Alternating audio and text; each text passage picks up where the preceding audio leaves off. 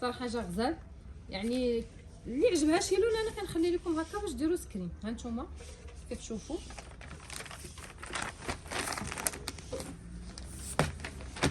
كاين هذا.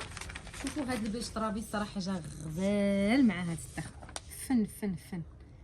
يعني اللون اللي داخل معاه في النسجه جا زوين. عندنا هذا الكحل راه تبارك الله فيه شحال من نسجه. كاين بلورونج، كاين هذا بالغوز، كاين بالتركوا، يعني فيه شحال من ضربه. يعني تيبقى على حساب كل واحد واش من لون بغا.